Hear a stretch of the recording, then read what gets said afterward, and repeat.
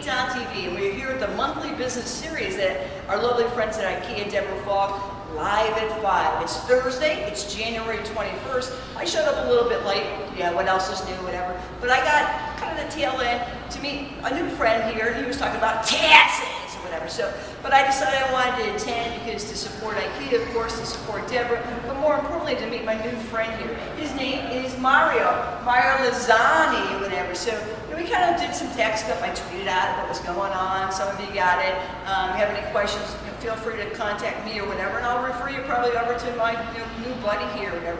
Wealth of information, very common sense stuff, which is important for the small business owner. But here on Kate.tv, as everybody knows, kind of met Mario, kind of gave him Zappos culture book because I just got them in, and he took it.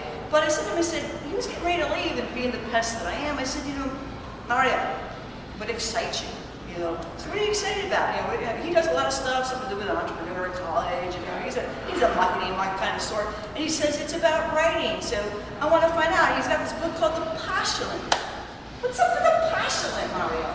It's a story about a girl that's cloistered at a retreat in Costa Rica, and she's struggling with her decision whether to join the convent. I love to write fiction novels. I'm very passionate about that. I've written my whole life. I've been published my whole life, and I've always had the goal of writing a novel. And I published it 2 years ago, and it's listed on Amazon. And fantastic. Listen at Daisy Whitney. Daisy Whitney, New Media Minute. Hi, Daisy. Yep, I'm starting to meet authors. What's up with this? I just don't know. Am I going to write a book? No, I don't write. Anyway, so we're here, and that's what it's about. When he told me he published a book, I'm like, what is it? I'm expecting him to say, it's about the tax code or whatever, or it's about entrepreneurship. And then, lo and behold, that's what we find about that's happening here. So, are you making money on this book? No, hope someday. My goal is to go to the Oscars with my daughters. It's not so much about writing a book, about putting content out there and telling a really good story. A book is just probably a measure of that.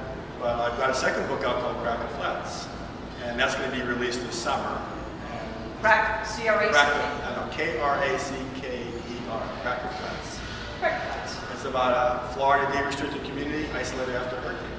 A Florida what? Deed-restricted community. Okay.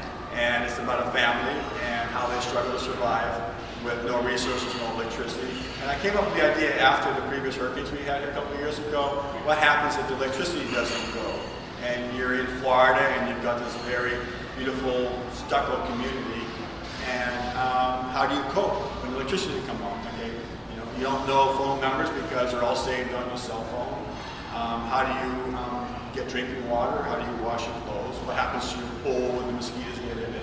And it's about this family called the Lindens, and they've got 2 children, and the flea markets turn into the barter, and the people that were from old Florida are able to survive and cope with the hurricanes, and so this family has to go and trade whatever they can to live and survive. So here, I love it. I'm going to look forward to it. Yeah, it sounds really neat because, man, I'm already a little bit scared about these hurricane things. But anyways, so you're saying the people of Old Florida, I'm hearing because old Floridians know how to barter. Yeah. Every economy breaks down to a barter economy when you have when money is worthless. And so this family has to be resourceful to figure out how to survive. It's a fun book. It's very straightforward. Before the hurricane, then I think the biggest hurricane ever hit Tampa Bay, and it comes in and takes out most of every place. It's a really interesting book,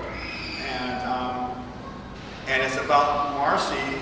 She's married to her husband Robbie, who is a pharmaceutical rep, and she's internalizing a relationship with him, and all these characters go through this transition.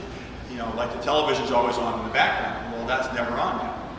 And they find out that they're devoid of certain skill sets because they're always there for them.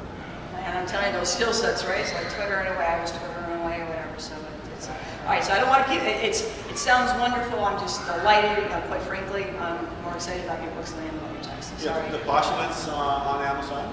Okay. You can go to thepostulant.com and view the prologue.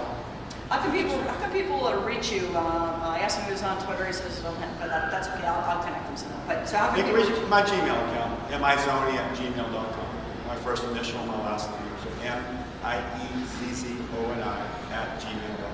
And he's very approachable, which is really good. So that's a good story here. And I just want to comment on one last last thing here, because I think I'm trying to coin something I said the other day, and we was put this thing together.